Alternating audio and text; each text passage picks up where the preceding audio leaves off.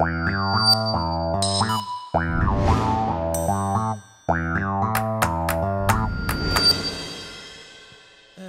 voilà, je vais commencer par la présentation des UE de gestion dans le cadre des 2 premières années de LSO. Donc moi je m'appelle Pierre Labardin, je suis responsable avec Antoine Blanc de l'UE Histoire de l'entreprise et de la gestion en 2e année.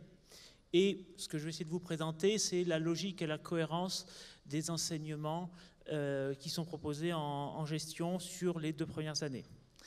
Il y a assez peu de gestion si on compte en nombre de cours et un nombre important d'entre vous se destinent 2/3 d'une promo à peu près sur une L3 de gestion.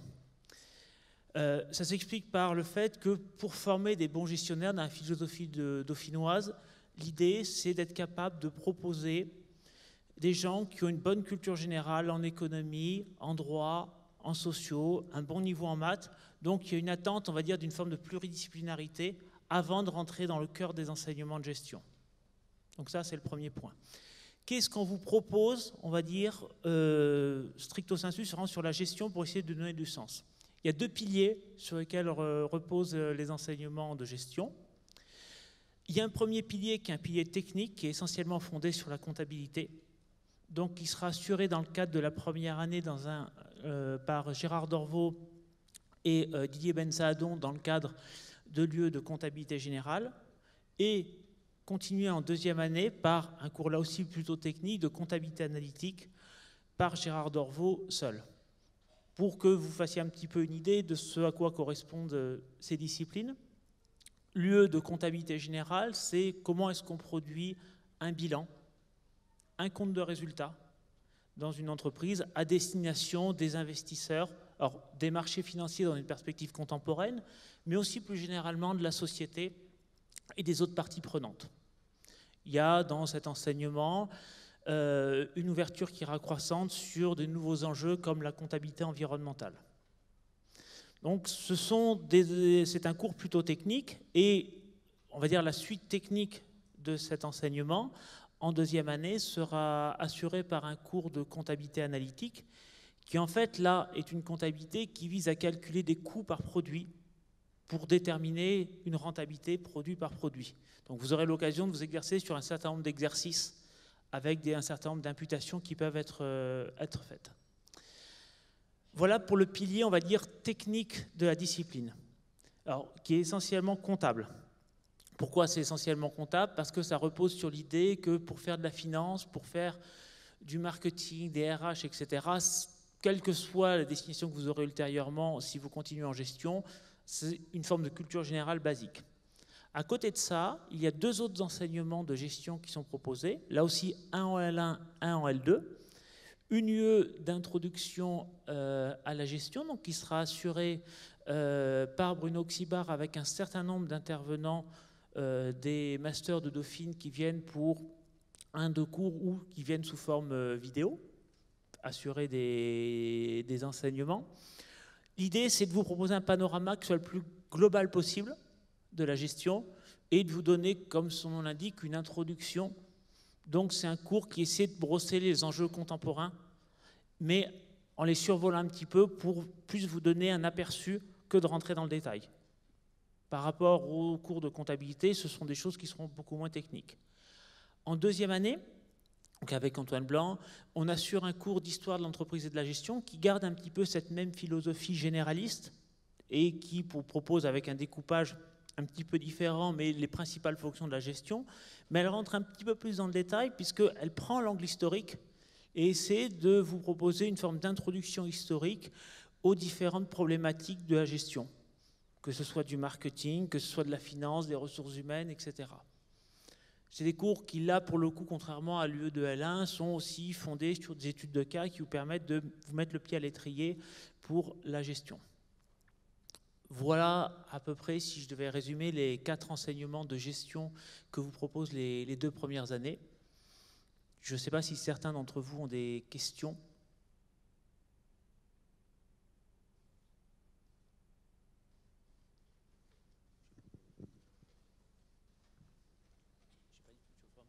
Vous voulez avoir des questions? Oui.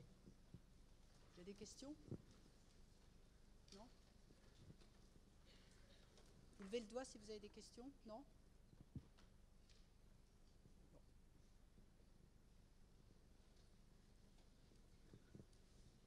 Pas de questions?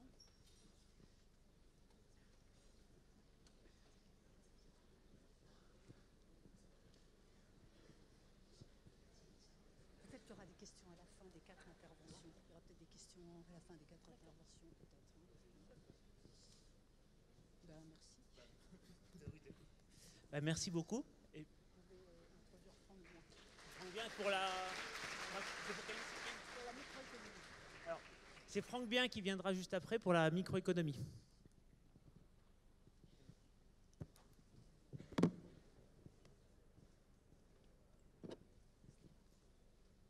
Bonjour à tous. Donc Franck Bien, je suis co-responsable de la microéconomie avec Sophie Méritet en L1 et L2. Donc l'économie se répartit principalement en 2 disciplines, la microéconomie, puis la macroéconomie qui vous sera présentée par Guillaume Dodin et Éric Leblanc, ici présents.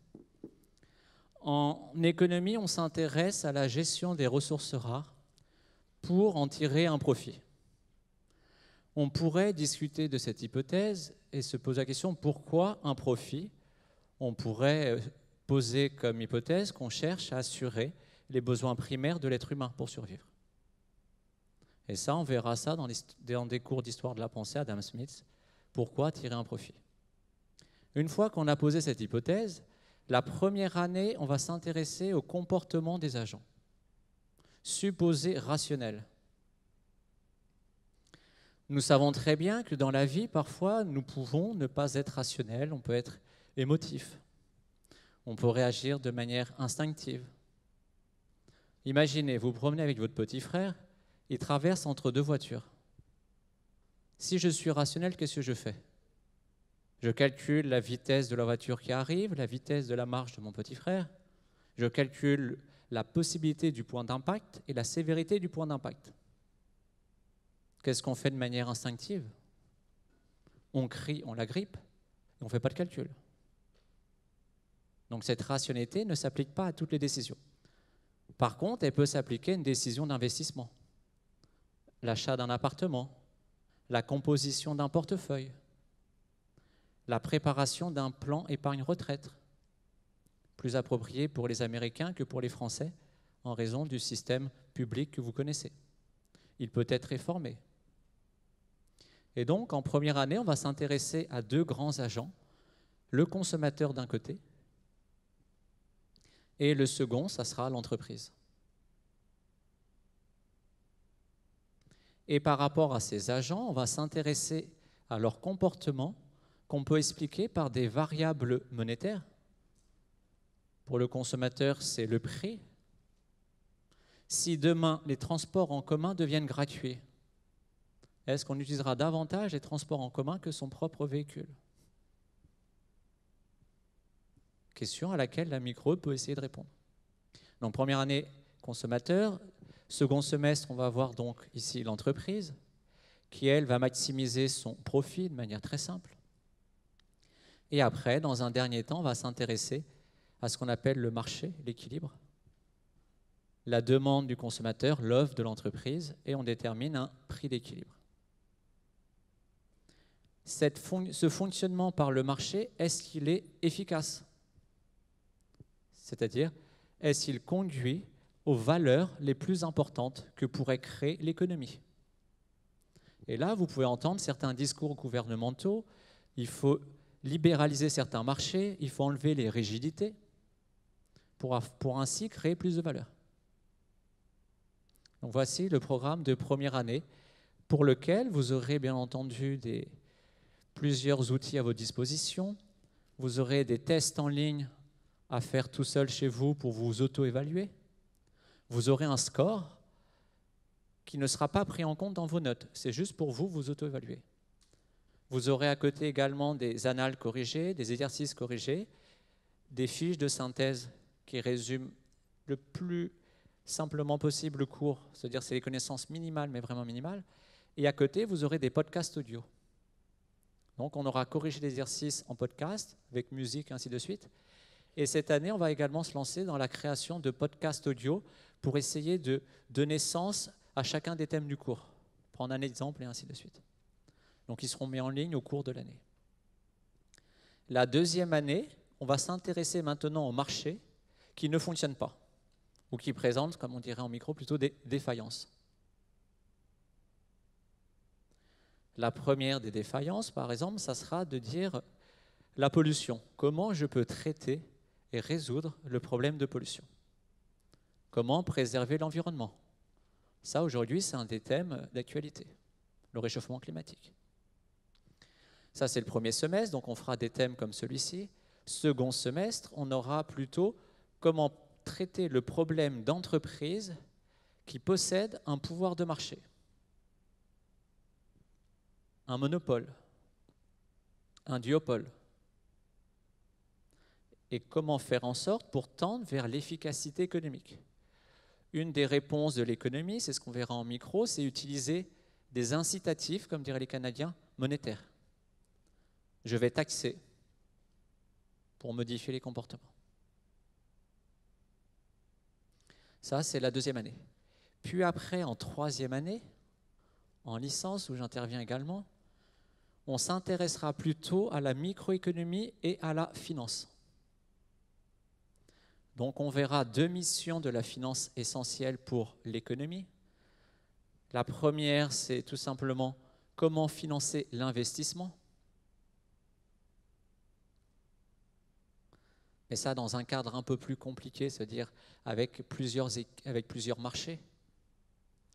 Et dans un deuxième temps, on s'intéressera à ce qu'on appelle au risque.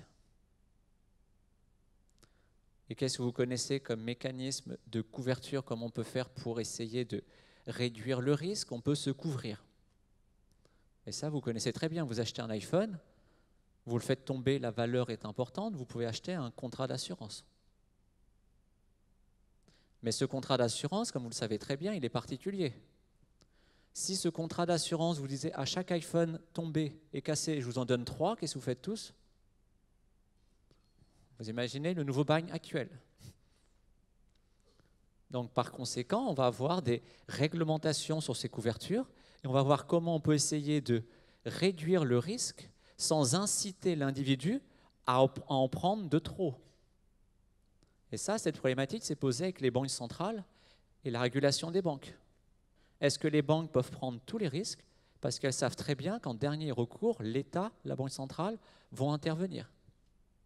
Lehman Brothers, 2008. On a décidé de la supprimer, alors qu'on pensait qu'elle était trop grosse pour mourir. Là, jusqu'en licence, voici le programme de micro, et vous savez très bien que les agents, les individus, vont jouer les uns à côté des autres. Pourquoi? Parce que chacun maximise son propre profit sans s'intéresser à l'autre. C'est une hypothèse particulière, mais ça permet de montrer les comportements élémentaires fondamentaux économiques. Puis après, en M1, Master 1, on va jouer non plus les uns à côté des autres, on va jouer les uns avec les autres ou les uns contre les autres. Et donc ici, on va introduire ce qu'on appelle une dimension stratégique. Et donc là, on va faire apparaître ce qu'on appelle la théorie des jeux. C'est comment fait-on pour jouer les uns contre les autres ou les uns ici avec les autres. Est-ce qu'on a intérêt à coopérer? Est-ce qu'on a intérêt à être en compétition? Est-ce que la compétition est quelque chose qui va être efficace pour l'économie? Vous savez très bien que pour gagner, on peut faire la politique dans une guerre de la terre brûlée. Si j'annexe le pays et qu'il y a tout à reconstruire, c'est coûteux pour moi. Je gagne, mais ce n'est pas efficace.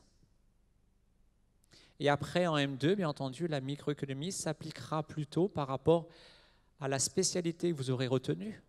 Par exemple, commerce international. Donc là, je pourrais faire des modèles de calcul par ordinateur. Je peux faire des modèles en finance. Je peux faire des modèles en santé. Voici les 3 grands thèmes de M2 qu'on a à Dauphine.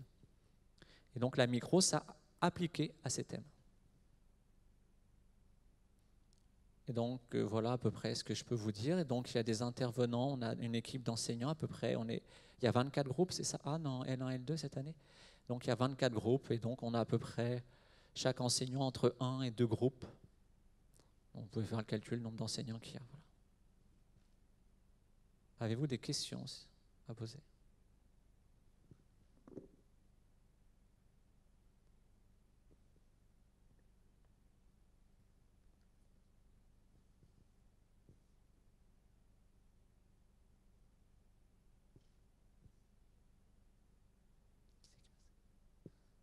Donc maintenant, j'ai donné la parole à d'autres économistes qui vont présenter eux plutôt la macroéconomie.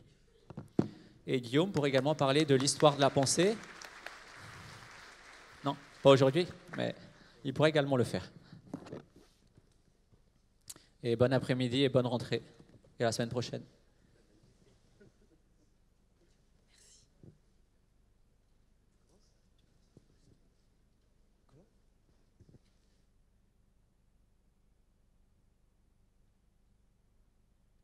Alors, bonjour à tous. On va commencer par se présenter. Donc, je m'appelle Éric Leblanc et voici donc Guillaume Dedin.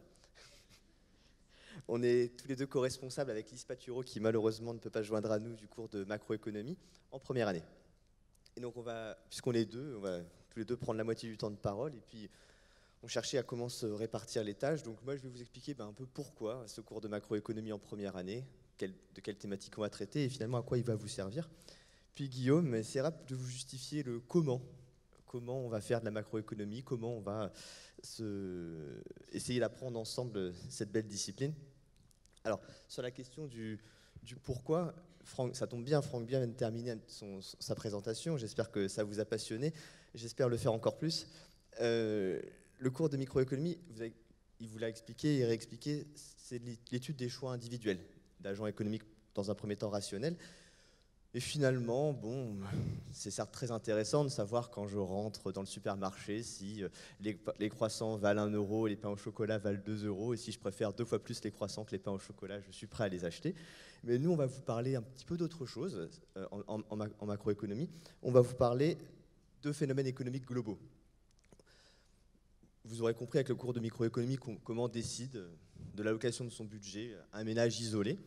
Nous, on va vous expliquer comment mesurer déjà l'importance des ménages en France, dans la consommation, dans les revenus, dans éventuellement d'autres dimensions économiques. Pareil, vous aurez du mal à parler d'État en microéconomie avant un petit bout de temps, et nous, là, c'est la première chose qu'on va faire. Pourquoi l'État existe en économie? Quel est son rôle? À quoi il sert? Pourquoi est-ce qu'on semble confier à l'État les rênes de l'économie? En effet, on a l'impression que dès lors qu'une question économique est posée, la question de que doit faire l'État se pose. Elle n'est pas si naturelle que ça, cette question, et donc on va essayer, nous, de vous donner des éléments de réponse. Pourquoi l'État est responsable de redistribution, pourquoi l'État est responsable de politique économique en tout genre. En effet, des phénomènes économiques qui vont nous intéresser, dont vous n'entendrez malheureusement pas beaucoup parler en microéconomie, en raison des hypothèses qu'on vous présentera, hein. En tout cas vous entendrez parler un petit peu plus tard, c'est des phénomènes aussi importants que le chômage, l'inflation, la pauvreté. Pourquoi est-ce que ça existe, tout ça? Pourquoi est-ce qu'on... Les économistes ont quelque chose à dire sur ces questions-là? Comment est-ce qu'ils les traitent? Comment est-ce qu'ils les expliquent? Quelles solutions proposent-ils? Et donc c'est des choses qu'on essaiera de voir ensemble. Notre cours de macroéconomie en fait, se compose de plusieurs parties. La première partie, c'est ce qu'on appellera entre nous le S1B. Au S1B, on fera quelque chose qui, au premier abord, n'est pas très sexy. On fera de la comptabilité nationale. Je sens un enthousiasme fou parmi vous.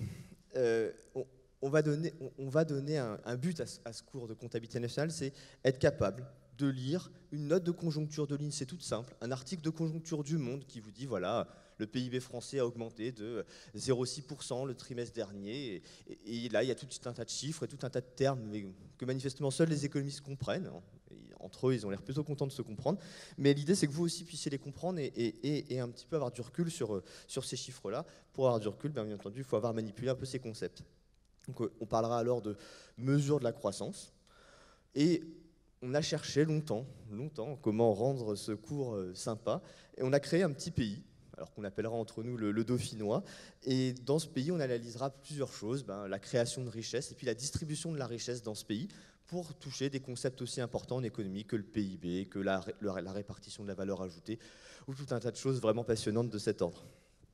Donc ça c'est pour notre première partie de cours, et la deuxième partie de cours qui vous occupera beaucoup au second semestre, c'est ce qu'on appelle entre nous le S2, le gros morceau de l'année, 3 heures de macroéconomie par semaine, le bonheur.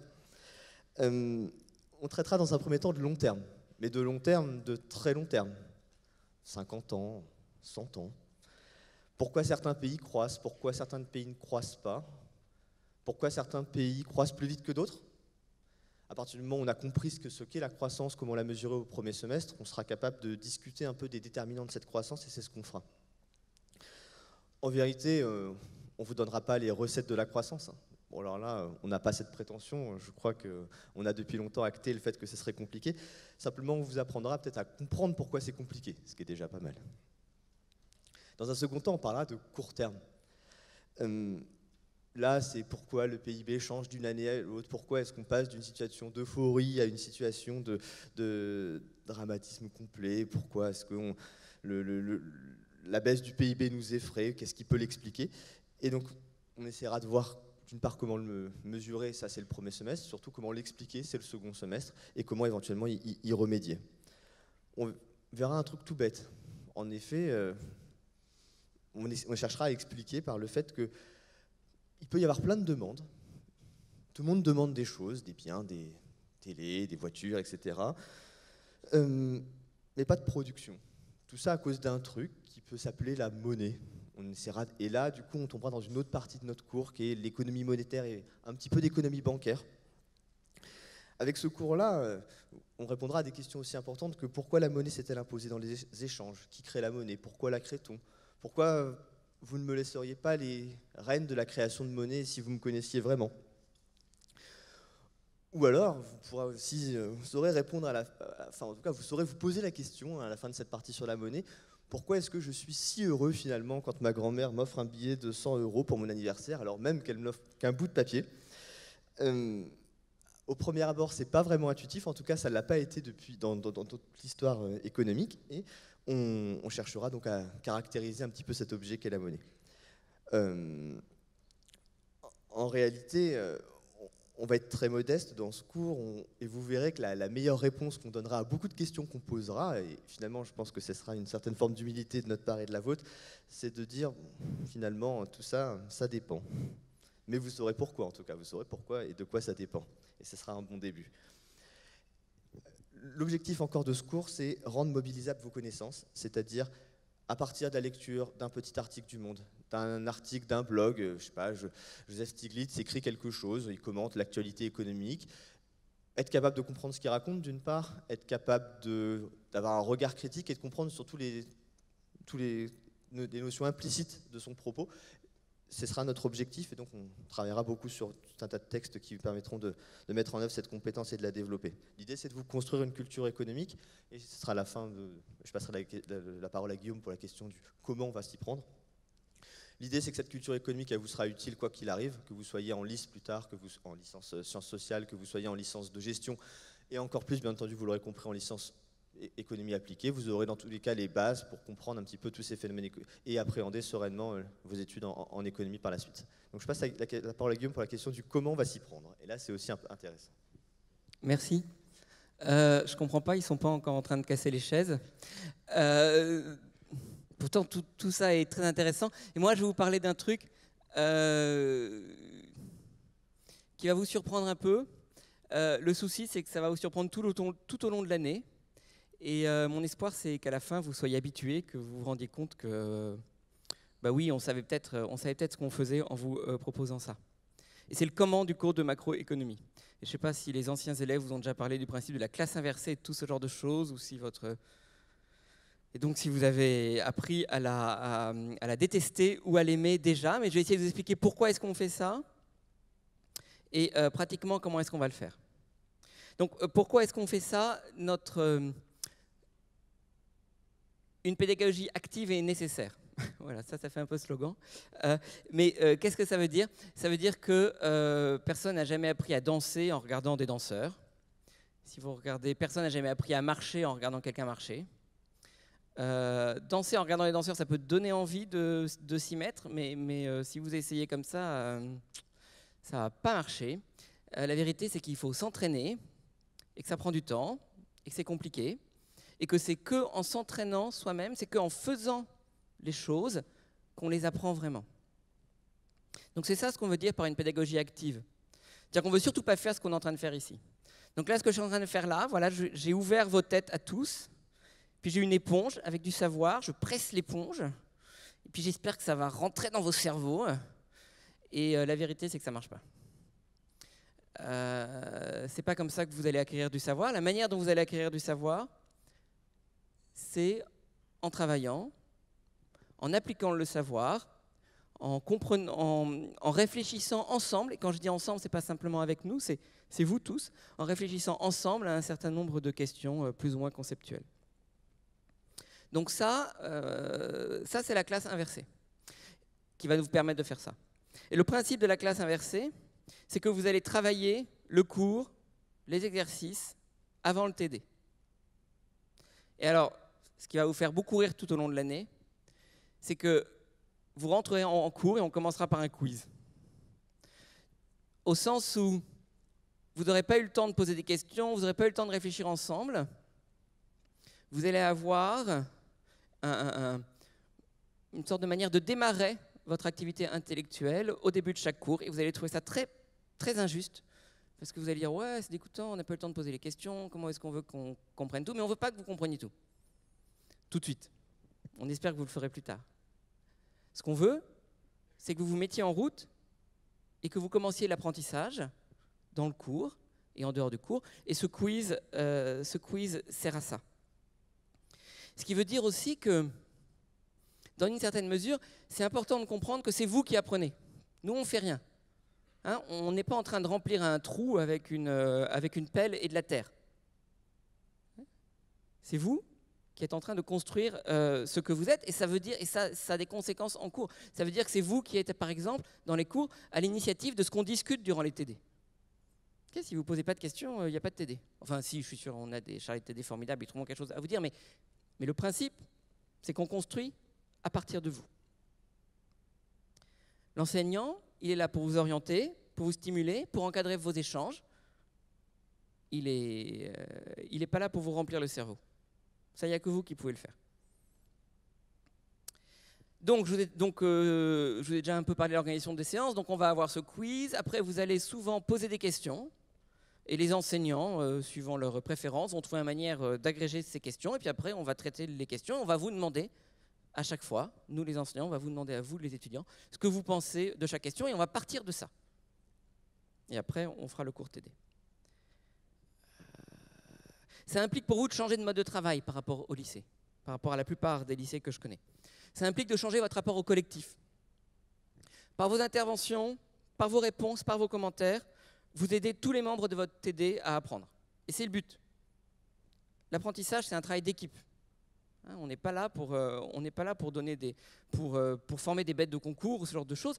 On est là pour faire en sorte que le plus de monde possible accède aux compétences et au savoir que vous êtes venus acquérir ici. Ça veut dire aussi que la répartition du travail va changer. Moi, j'étais comme ça au lycée, je travaillais beaucoup avant les concours blancs, quoi. Hein, parce que le reste du temps, il y a des choses à faire. Hein. Mais là, ce n'est pas du tout ce qu'on vous demande un travail régulier, et a priori, vous aurez moins de travail durant les révisions. Ça va vous demander aussi ça va vous faire aussi un peu bizarre du côté de la charge de travail. Hein, vous allez avoir l'impression que la charge de travail en macro est énorme, et tout le temps. Ce qui est sûr, c'est qu'elle est là tout le temps. On ne pense pas qu'elle soit particulièrement énorme. Mais le souci, c'est que dans beaucoup d'endroits, on vous a appris à sprinter. On vous a appris à sprinter avant les concours blancs, on vous a appris à sprinter avant le bac.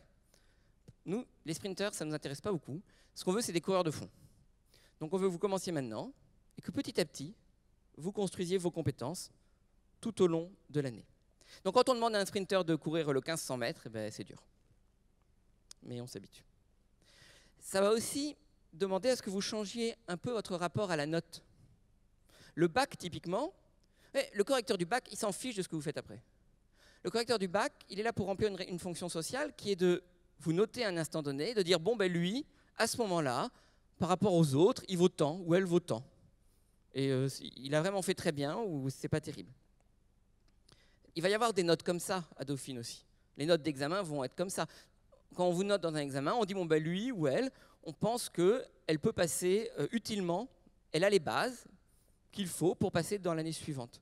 C'est à ça essentiellement que sert la note à l'université.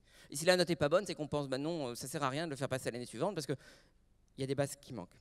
Là, il va y avoir un certain nombre de notes qui ne sont pas du tout comme ça. qui sont des notes simplement pour vous accompagner dans votre apprentissage. Est-ce que votre mode de travail est le bon ou est-ce que vous devez le changer, par exemple? Est-ce que la manière dont vous vous organisez est la bonne ou est-ce que vous devez le changer? Pour savoir tout ça, on va chercher à vous donner du feedback le plus souvent possible, régulièrement. Ok, voilà. Donc tout ça, ça fait pas mal de changements, mais nous, c'est un cours qu'on a beaucoup de plaisir à enseigner. On aimerait bien qu'on soit 2, donc ce serait bien que vous ayez aussi beaucoup de plaisir à le recevoir. Je ne sais pas si on a eu le temps pour les questions maintenant, mais de toute manière, vous pourrez les poser éventuellement à la fin de toutes les présentations. On reste là à votre disposition. Merci.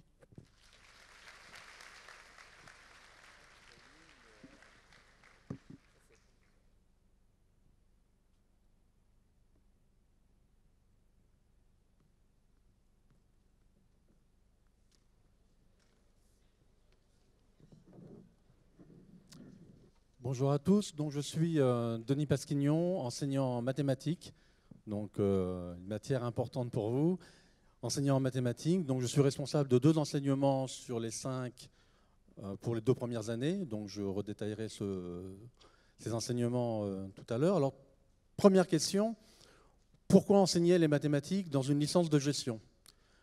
Parce que les mathématiques, c'est une discipline que vous connaissez bien. Depuis même l'école primaire, on va dire, le collège, le lycée, vous avez fait des mathématiques. Vous avez même fait des mathématiques à un niveau éventuellement tout à fait correct. Vous êtes sans doute même très bon en mathématiques pour beaucoup d'entre vous. Et donc pourquoi continuer à enseigner les mathématiques et quel rapport avec la gestion? Eh bien, d'abord, avant de rentrer dans le détail, j'aimerais parler un petit peu de l'aspect mathématique, de l'aspect formateur des mathématiques. Si on enseigne les mathématiques depuis le collège, c'est que les mathématiques ont une qualité de développer des notions de rigueur, d'organisation, de repérer des analogies, même dans un simple calcul, savoir comment structurer sa pensée. Et ça, c'est quelque chose qui est important. Le deuxième point, c'est que les mathématiques aujourd'hui sont un domaine extrêmement actif. Les mathématiques qu'on vous a enseignées, eh bien, il faut savoir qu'aujourd'hui, les mathématiques se développent de plus en plus. Vous avez ici à Dauphine un laboratoire qui s'appelle le CEREMAD, que vous ne connaissez peut-être pas, mais qui s'appelle le CEREMAD, ça signifie Centre de recherche en mathématiques de la décision. Et c'est un laboratoire de très haut niveau en mathématiques, avec des gens vraiment d'excellents mathématiciens. On pourrait même citer Pierre-Louis Lyons, qui a eu la médaille Fields, Cédric Villani, qui a passé sa thèse à Dauphine. Donc vous avez un laboratoire de très haut niveau. Et du coup, les enseignants qui travaillent dans ce laboratoire sont aussi de ce niveau-là. Donc les enseignants que vous aurez sont certains, eux aussi, des enseignants en mathématiques de très haut niveau. Et les mathématiques sont partout. Alors elles sont partout aujourd'hui dans des domaines qui ne sont pas réservés aux mathématiques, a priori, notamment par exemple avec le big data, le machine learning, où à partir de tableaux de données, on va extraire des informations qui peuvent être extrêmement importantes. Alors ça peut être au niveau d'un État pour de l'espionnage, pour des missions de surveillance. Ça peut être aussi dans une entreprise pour mieux connaître ses clients ou ses salariés, pour éventuellement les noter, avec éventuellement des conséquences qui peuvent être plus embêtantes, plus dramatiques. Mais en tout cas, à chaque fois, il y a des modèles mathématiques, des modèles statistiques qui sont derrière tous ces algorithmes de big data. Et ce sont des choses auxquelles vous ne pouvez pas tellement échapper quand vous travaillerez dans une entreprise. Il y a aussi des domaines dans l'imagerie médicale, dans la médecine, les neurosciences. Vous avez aussi des applications dans les montages vidéo, les effets spéciaux, les montages de films. Donc en fait, les mathématiques sont vraiment partout et c'est quelque chose dont il faut avoir conscience. L'autre point, si vous étiez des scientifiques, si vous étiez des physiciens ou des chimistes ou des biologistes, eh bien, je n'aurais pas vraiment à expliquer pourquoi les mathématiques sont importantes. Parce que les gens qui travaillent dans les disciplines scientifiques savent très bien que les mathématiques sont un langage extrêmement pratique, rigoureux, sans ambiguïté, qui leur permet de décrire le monde qui est autour d'eux, qui leur permet aussi de mieux le comprendre, de l'expliquer et éventuellement de le prévoir. Aujourd'hui, un physicien sait écrire une équation mathématique, il sait la comprendre, Il sait faire un calcul pour valider une idée ou valider un modèle. Un chimiste aussi, même si dans leur activité, ils sont plus souvent dans un laboratoire, peut-être en train d'essayer de faire exploser leur labo, mais en tout cas, les équations mathématiques, pour eux, sont au centre. Et en biologie, pareil, c'est le domaine du vivant. Grâce au calcul des probabilités, eh bien, vous avez besoin de ces modèles mathématiques pour comprendre ces phénomènes. Alors bien sûr, tous ces domaines ne vous concernent pas, vous n'êtes pas des scientifiques, mais les scientifiques dont je viens de parler ne sont pas des mathématiciens non plus. Ce ne sont pas des spécialistes en mathématiques. Ils ne vont pas démontrer des théorèmes, ils ne vont pas partir dans des développements abstraits. Par contre, ce sont des utilisateurs de mathématiques. Ils vont utiliser les mathématiques comme on utilise un outil. Et le premier enseignement que vous allez recevoir s'appelle outils mathématiques. Donc c'est bien le but de tout l'enseignement que vous allez recevoir ici, faire de vous des gens capables d'utiliser des mathématiques, des équations, faire des calculs relativement simples, mais faire des calculs quand même, les comprendre, être capable de comprendre un modèle mathématique qui peut être utilisé en économie, en micro, en macro, et à ce moment-là, éventuellement, être capable de le critiquer, de le remettre en cause ou de l'améliorer, en tout cas, être capable de le comprendre. Une équation mathématique, c'est un langage. Et ce langage-là signifie quelque chose de très précis, et de même que les scientifiques ont l'habitude de l'utiliser, eh bien beaucoup de gens dans le domaine de l'économie, mais même dans le domaine de la sociologie, utilisent cette approche-là. Soi-disant une approche plus scientifique, plus rigoureuse, en tout cas qui donne des résultats très importants. Donc pour résumer, pourquoi enseigner les mathématiques? Parce que les mathématiques sont un domaine en pleine expansion, sont importantes, sont utilisées partout par des gens qui ne sont pas forcément des mathématiciens, mais qui ont besoin de les connaître. Alors vous, au quotidien, ici, vous en aurez particulièrement besoin parce que dans beaucoup de matières, vous avez des approches quantitatives. Par exemple, en économie, en micro. Et là, à ce moment-là, vous aurez besoin de calculs très simples, de savoir reconnaître le coefficient directeur d'une droite, vous voyez, des choses très simples, savoir calculer des dérivés de fonctions, parce que vous devez maximiser. On a parlé tout à l'heure de théorie des jeux. Eh bien, vous devez maximiser un bénéfice. Eh bien, il faut à ce moment-là dériver une fonction et chercher un extrémum. Alors, ça peut se compliquer si la fonction est à plusieurs variables, auquel cas il faudra utiliser des théorèmes éventuellement plus sophistiqués. Mais vous aurez ces calculs à mener et à savoir faire. Donc, ça sera l'objet du premier enseignement que vous recevrez, un enseignement outil mathématique, qui va consister à revoir les fonctions d'une variable. Donc des choses que vous avez vues en terminale, vous n'allez rien apprendre de nouveau, mais on va reprendre calmement ces notions que vous avez déjà vues et que vous connaissez. Ensuite, au second semestre, vous aurez un enseignement d'optimisation. Et comme son nom l'indique, on veut optimiser, on cherche des maximums ou des minimums, mais là sur des fonctions de plusieurs variables. Et là aussi, les calculs ne seront pas beaucoup plus compliqués, mais il y aura 2 variables. Donc c'est là une difficulté supplémentaire. À chaque fois dans ces cours, les notions qui vont être développées, vous allez les retrouver dans un cours à côté qui n'est pas un cours de mathématiques, un cours d'économie. Simplement, dans un cours d'économie, un enseignant va utiliser d'autres notations. Il ne va pas noter la dérivée pareil. Mais ça sera la même chose, ce sont les mêmes calculs. Donc là aussi, vous devez apprendre à suffisamment maîtriser cet outil mathématique pour être capable de le transposer dans une autre matière et de vous rendre compte que c'est la même chose. C'est le même type de calcul. Et bien sûr, à la fin, comprendre le résultat, comprendre la signification du résultat.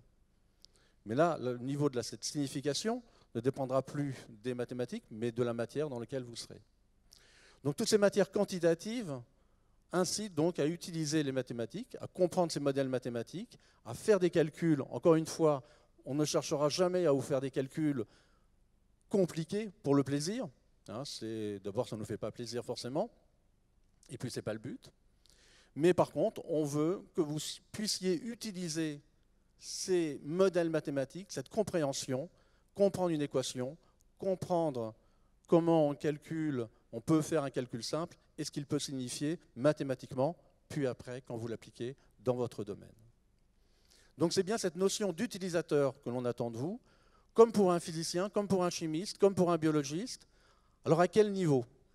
Alors là aussi, le niveau qu'on va vous demander n'est pas non plus négligeable, puisque votre enseignement va consister entre 5 enseignements.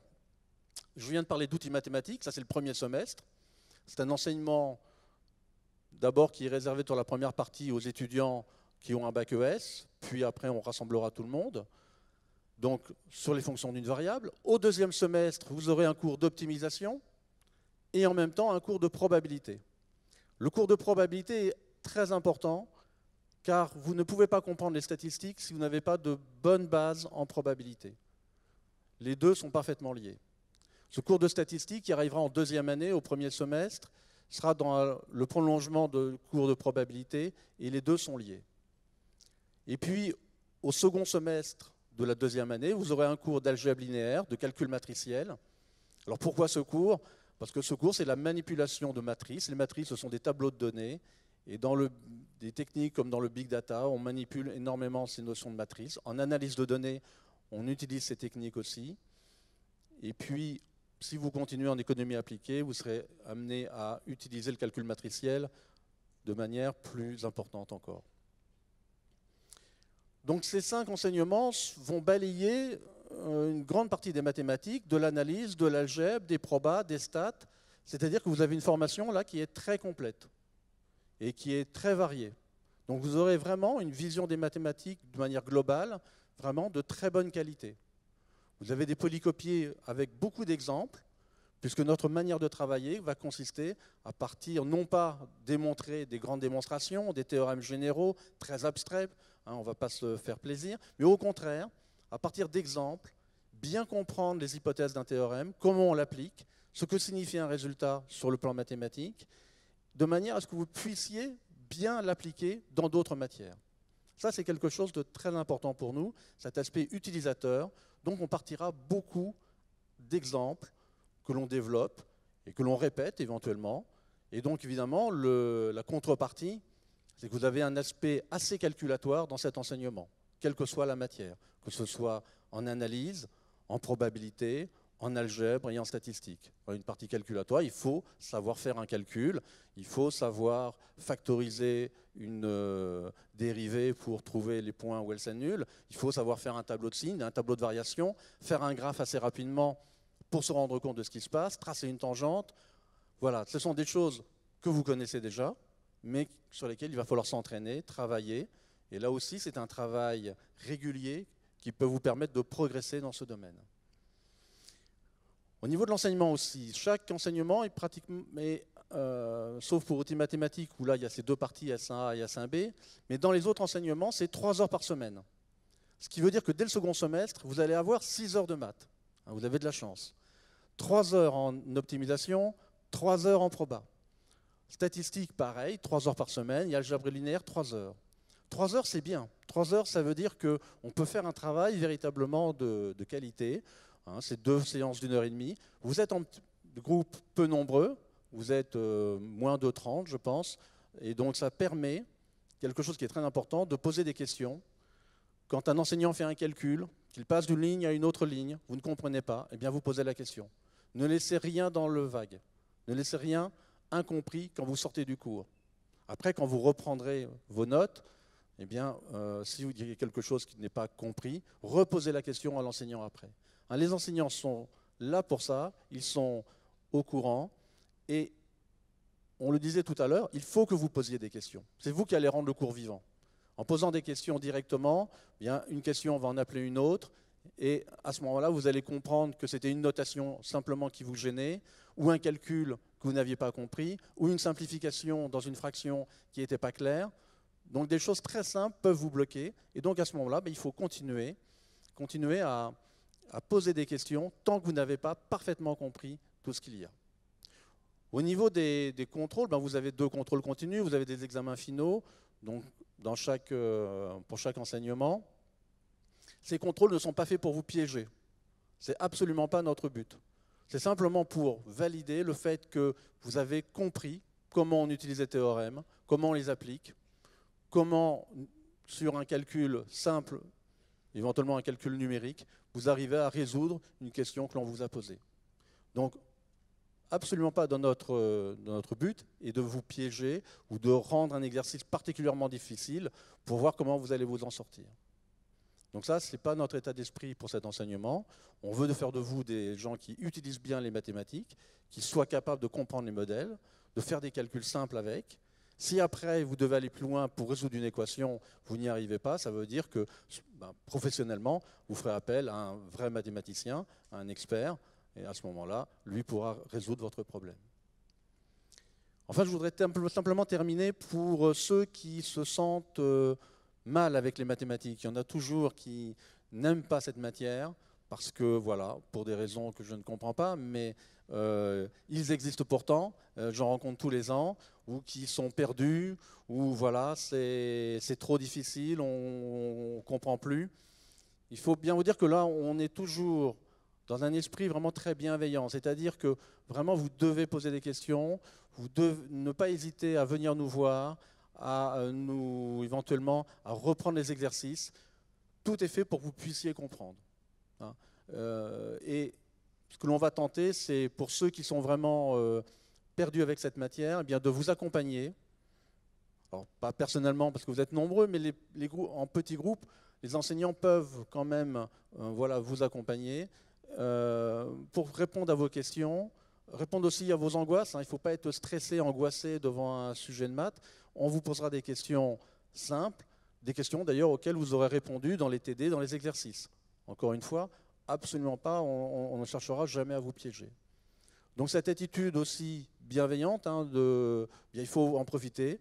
Vous êtes en petit groupe, vous avez un enseignement de qualité, vous avez un programme en mathématiques qui est varié, qui est riche, qui vous permet à la fin des 2 années d'avoir une vraie culture mathématique, qui vous permettra, dans les différentes licences que vous pouvez choisir, de continuer à faire des mathématiques parce qu'elles ne vous quitteront pas. Hein, si vous allez en licence d'économie appliquée, c'est clair que vous aurez beaucoup de mathématiques là. Mais même en licence des sciences sociales, vous aurez aussi beaucoup de statistiques. Et là aussi, il faut comprendre les modèles qui sont utilisés. Donc vous avez une très belle formation en mathématiques durant les 2 prochaines années. Hein, vous avez beaucoup de chance.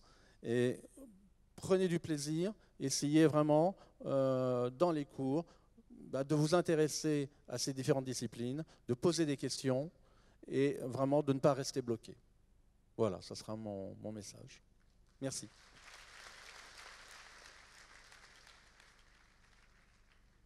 Est-ce que vous avez des questions? Non.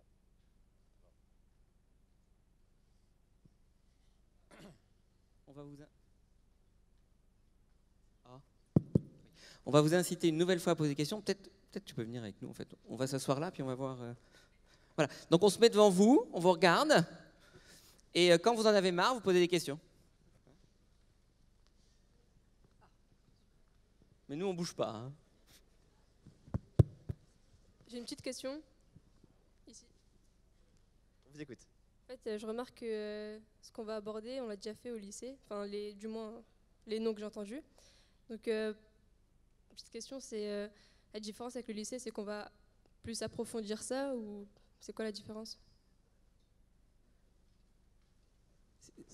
La question est pour les mathématiques ou pour l'économie? Pour l'économie. D'accord. On va le faire un peu différemment.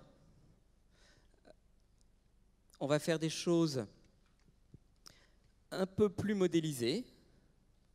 Je pense pas que vous ayez fait construire des modèles de croissance d'une économie au lycée, par exemple, pour comprendre quel est l'effet à long terme de l'épargne sur le taux de croissance d'une économie. Donc on va quand même vous introduire à l'économie comme elle se fait à l'université et dans la recherche, c'est-à-dire de manière plutôt plus formelle, beaucoup plus formelle, je pense, qu'au lycée. Donc il va y avoir ça. Et après, il y a un certain nombre de thèmes que vous n'avez pas abordés au lycée, du moins. Enfin, un certain nombre d'entre vous, je pense, n'ont jamais fait de théorie des jeux, n'ont jamais fait de... Enfin, je peux sortir des modèles, ça j'aurais l'air intelligent, puis vous comprendrez. Je ne sais pas si vous avez travaillé sur ISLM, est-ce que vous avez regardé les équations derrière ISLM, est-ce que vous avez dérivé un modèle de Solow? Tout ça, je ne pense pas. Même si les questions qu'on se pose sont les mêmes, bah oui, parce que les questions intéressantes, c'est toujours les mêmes. Hein. Pourquoi il y a du chômage? Pourquoi il y a une inflation? Pourquoi on n'est pas tous riches? Pourquoi il y a des pays où il y a un tiers des enfants qui meurent avant 5 ans et en France, c'est moins d'1 pour 1000? C'est toujours les mêmes questions. mais on va vous présenter des méthodes plus complexes et plus complètes et plus en relation avec la recherche pour y répondre. Ça répond à la question ou pas? J'ai pas vu qu'il avait posé, donc je peux pas la voir hocher la tête. Mais... Oui, super, cool.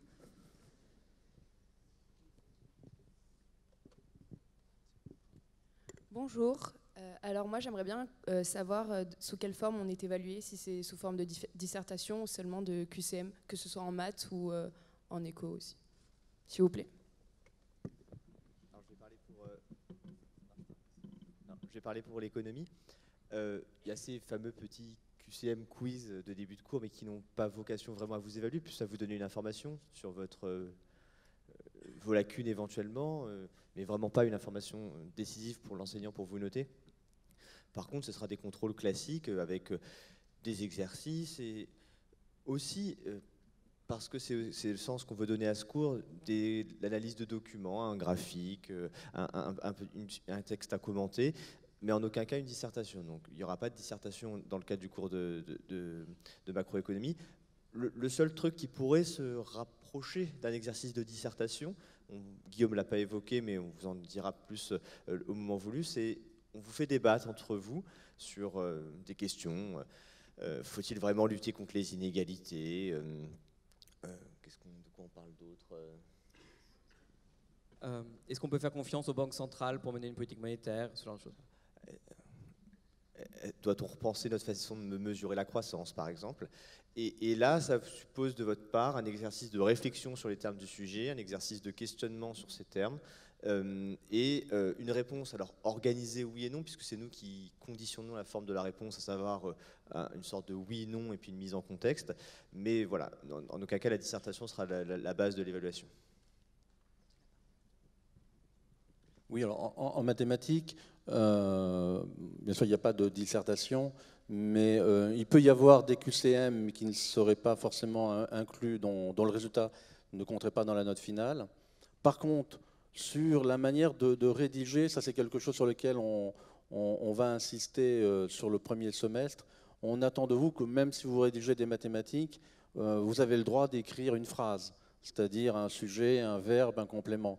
C'est-à-dire nous balancer les résultats directement, c'est quelque chose qu'on n'aimera pas et on va essayer de plus en plus de vous amener vraiment à soigner la rédaction, bien sûr la présentation, mais soigner la rédaction, donner le bon argument, c'est-à-dire vous dites voilà, vous avez telle propriété parce que vous appliquez tel théorème, vous pouvez appliquer tel théorème parce que vous avez vérifié les hypothèses, etc. Ça, c'est quelque chose que l'on veut voir apparaître et non pas des résultats comme ça donnés sans aucune phrase. Donc il y a un effort avec, mais on vous en parlera là, dès le premier semestre, parce que c'est quelque chose qui est important pour nous.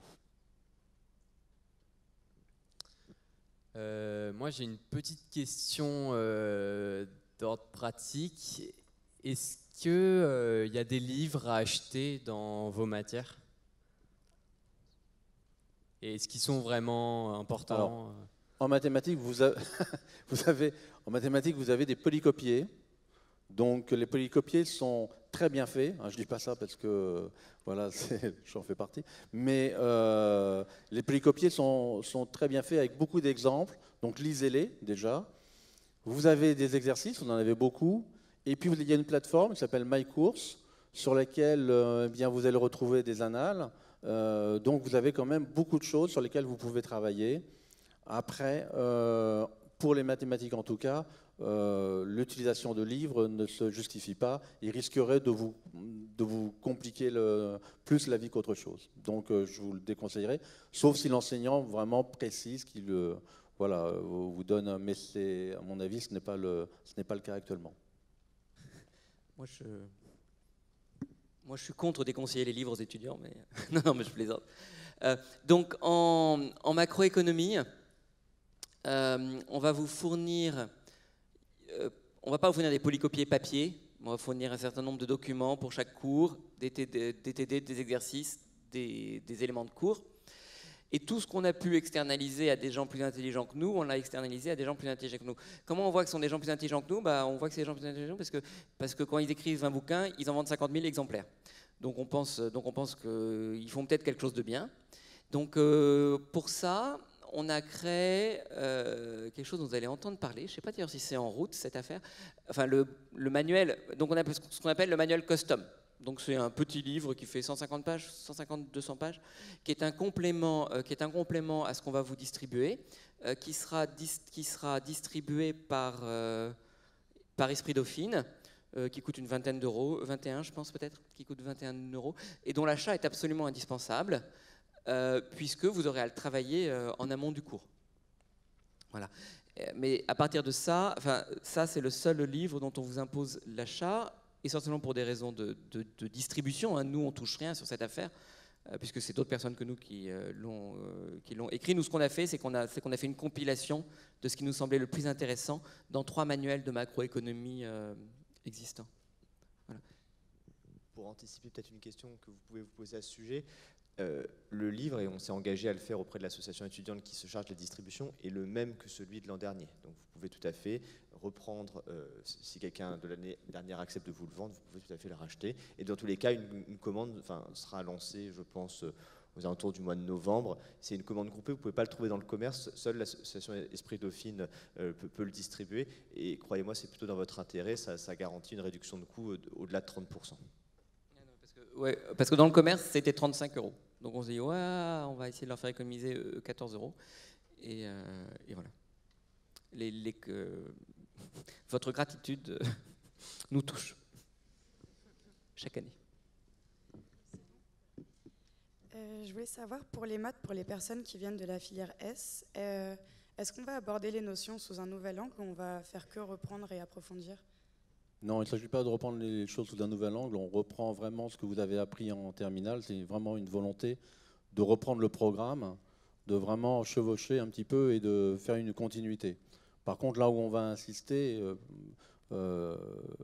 davantage, c'est la partie calculatoire. C'est-à-dire qu'on va véritablement faire des calculs de dérivés, pour prendre cet exemple-là, et on va vraiment insister là-dessus, pour que vous soyez vraiment très à l'aise là-dessus et qu'il n'y ait plus aucun blocage quand dans d'autres matières vous êtes amené à utiliser ces notions-là. Donc c'est le même programme pour la partie outils mathématiques, c'est le même programme, mais avec un aspect calculatoire qui sera sans doute plus important, et en particulier représentation de graphes aussi, qui sera plus important, sachant que les calculatrices sont bien sûr interdites aux examens, en tout cas en outils mathématiques. Donc vous devez être capable de faire ces calculs-là véritablement vous-même et de sentir un petit peu comment va se comporter la fonction, comment le graphe va devoir être. Et on vous demandera une allure du graphe. Bien sûr, on ne demande pas une précision au millimètre près. On demande que vous soyez capable de tracer une allure du graphe. Pour nous, c'est quelque chose vraiment d'important. Donc de ce point de vue-là, c'est peut-être quelque chose que vous aviez moins l'habitude de faire au lycée. Et notamment l'abandon de la calculatrice, là, sauf dans certaines matières comme les statistiques, où là, il y a des calculs assez compliqués. Ça n'aurait pas de sens de vous les faire à la main. Mais chaque fois qu'on peut éviter, on le fera. Et juste pour ajouter sur ça, par pitié, ne fermez pas le tiroir mathématique quand vous rentrez en macroéconomie ou en microéconomie. Ce que vous apprenez en mathématiques, c'est vraiment utile pour nous, et on n'a pas envie de vous le réapprendre. Donc, une des choses qu'on aimerait que vous soyez capable de faire, c'est utiliser ce que vous avez appris dans certaines matières, dans d'autres matières. Et paradoxalement, ce n'est pas trivial. Toujours pour le bac S, qu'est-ce qu'on va faire pendant la mise à niveau en économie ?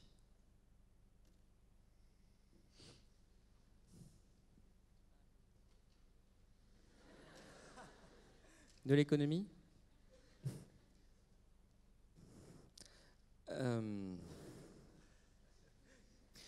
Pendant la mise à niveau,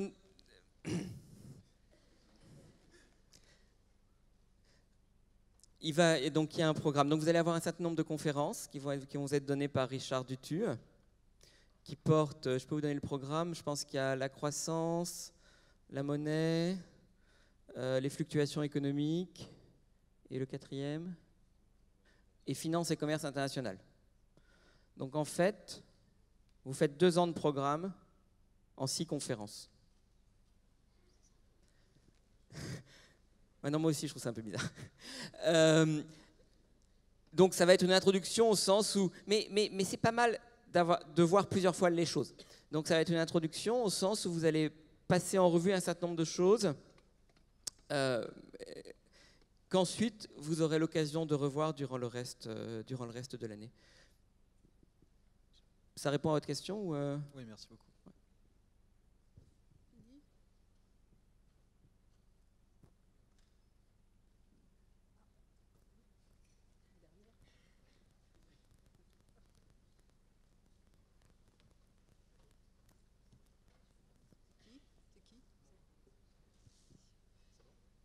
Bonjour, moi j'ai la même question mais pour en mathématiques pour quelqu'un qui est passé en ES. Donc pour la partie S1A, c'est ça? Ouais. Donc la partie, pour la partie S1A, c'est très simple. On reprend des notions de terminal. Donc on va commencer. Donc vendredi matin, là va y avoir des amphis pour les étudiants de ES. Alors je précise bien que pour les étudiants de ES. Donc on reprend un petit peu les notions de raisonnement mathématique, d'écriture mathématique, comment lire une équation, une écriture mathématique, une proposition mathématique, qu'est-ce qu'elle veut dire. Donc ça on va le reprendre, des types de raisonnement classiques, le raisonnement par récurrence par exemple, on va retravailler parce que sur le raisonnement, voilà, il faut que vous soyez bien clair, que vous compreniez ce que signifie une implication, que ce n'est pas une équivalence, quelle est la différence entre les deux. Voilà, des choses relativement simples mais qui doivent bien apparaître lorsque vous allez rédiger plus tard. Et puis ensuite, on va très vite redémarrer sur les fonctions d'une variable. Et donc, on va reprendre tout simplement les fonctions exponentielles, logarithmes et les fonctions puissance. Auparavant, on sera passé par les fonctions affines et les fonctions polynômes. On va reprendre toutes ces fonctions comme un catalogue et on va reprendre leurs dérivés, reprendre leurs propriétés algébriques, résoudre des équations simples. Pour vous remettre un petit peu, parce que voilà, vous avez passé le bac, mais il y a eu les vacances. Et cette partie-là aussi est une sorte de, voilà, pour vous remettre un petit peu dans le bain et que vous soyez plus à l'aise dans les calculs. Hein. Je dis ça parce que voilà, l'enseignement au lycée privilégie moins la partie calculatoire qu'autrefois. Et malheureusement, nous, on en a besoin. Et dans d'autres matières, vous avez besoin d'être plus à l'aise là-dedans. Donc voilà, ce qu'on reprend en maths au S1A, ce sont des choses voilà, très simples que vous avez vues en terminale. Rien de nouveau, mais voilà, justement, c'est l'occasion pour vous, si jamais vous avez des incompréhensions, posez des questions. Il n'y aura que les étudiants de ES, alors là, on attend de vous que vous interveniez. Hein, si vous ne comprenez pas, vraiment, il faut le dire. Les enseignants qui sont prévus sont avertis qu'ils doivent répondre vraiment à toutes les questions. C'est toujours le cas normalement, mais là particulièrement, et vraiment de manière détaillée, en reprenant des exemples, vraiment en vous aidant le plus possible. Hein, il faut que vous arriviez à la fin en ayant les idées claires. Juste pour compléter, alors je ne suis pas du tout enseignant en mathématiques, mais on a quand même une petite expérience de l'enseignement d'économie. Pour rebondir sur ce que dit Denis, il vous dit que vous allez passer un petit peu de temps sur les fonctions puissance, sur les fonctions log, qui sont utilisées tout le temps. En économie, elles ont des propriétés vraiment sympathiques, hein, vous vous en rendrez compte. Et savoir les manipuler, les dériver, les propriétés sur ces fonctions-là, c'est vraiment quelque chose qu'on utilisera. Et pour rappeler ce qu'a dit Denis, les mathématiques sont présentées en tant qu'outil dans le cadre de la formation ici. Ce sera vraiment le rang auquel on va les reléguer en économie. Ce sera un outil, en aucun cas la finalité. Et donc, voilà, il faut savoir utiliser ces fonctions-là pour, après, ça donner à des réflexions économiques probablement beaucoup plus intéressantes.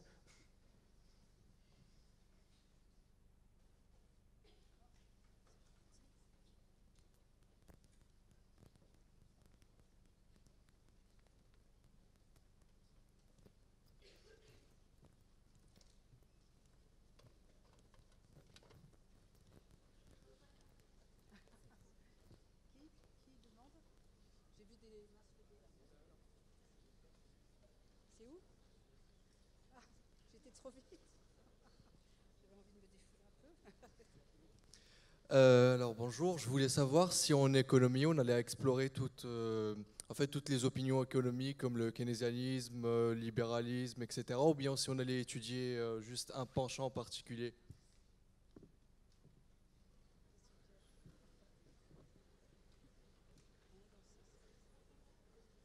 Alors,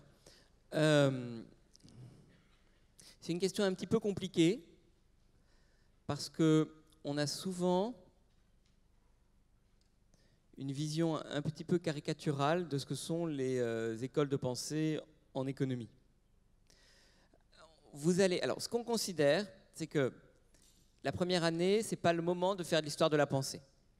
Donc on va vous parler un peu de Keynes, on va vous parler un peu des étapes de la progression de la macroéconomie, mais on va pas vous expliquer directement, quoi qu'on le fait un peu d'ailleurs avec entre libéralisme. Ah bah oui, en fait on le fait. On le fait, oui. On va pas vous expliquer directement ce que pense chaque auteur et comment ça s'articule avec ses ennemis d'avant et avec ses copains d'après. On considère que pour faire ça utilement, il faut un peu plus comprendre le fond du débat. Et donc ça demande, c'est fait en deuxième et en troisième année. Cela étant dit, là où on étudie les controverses, il se trouve qu'il y a bien sûr des controverses en économie, donc il y a notamment des controverses sur l'origine des crises, mais je ne devrais pas le dire comme ça. On va regarder les controverses concrètes. Quelles sont les différentes explications de la crise des années 70 ? On va en parler et on va vous présenter ce qu'on fait. Idem pour la crise de 2008. Si vous vouliez vraiment caractériser l'orientation, bon, d'abord, bien sûr, il y a toute la partie comptabilité nationale. En comptabilité nationale, il n'y a pas de débat. Enfin, il y a des débats, mais il n'y a pas de débat idéologique du type Friedman contre Keynes ou monétariste contre néo-keynésien. Il y a des débats parce qu'il y a des choses qu'il faut fixer, mais c'est des débats entre techniciens. Il y a des questions qui se posent, mais il n'y a pas de débat idéologique en ce sens-là. En croissance, il n'y a pas énormément de débats non plus. À partir du modèle de Solow, de ce qu'il dit, il y a des approches qui insistent sur d'autres choses plutôt que d'autres, mais il n'y a pas énormément de débats. Maintenant, sur la manière de lutter contre les crises, il y a pas mal de débats, mais la plupart de ces débats, c'est plutôt entre de la pop économie. Je ne devrais pas le dire sans l'avoir préparé parce que je vais me mettre dedans, mais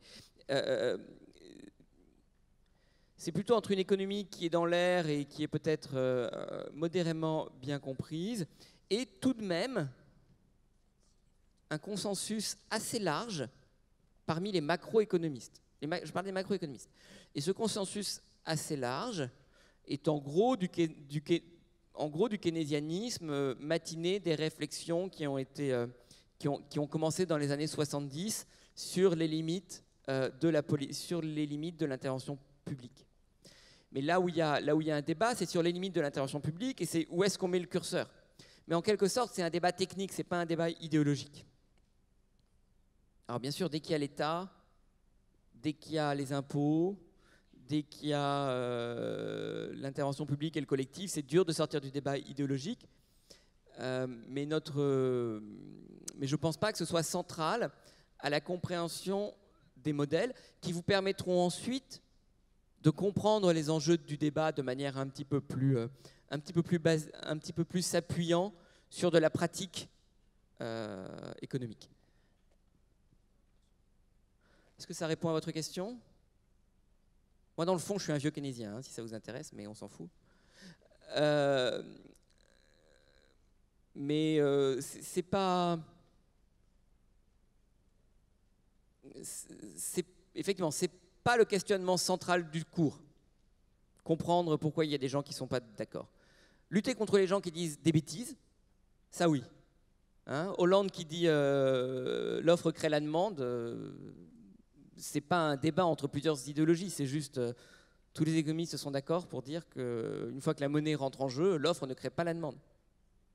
Obama qui dit c'est important qu'un gouvernement se serre la ceinture, c'est juste traiter le gouvernement comme un ménage et comme un agent normal de l'économie, c'est juste pas vrai.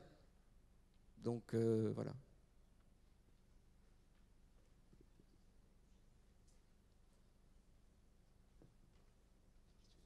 Ouais, j'espère que j'aurai pas des questions pareilles à l'examen. Hein, parce que...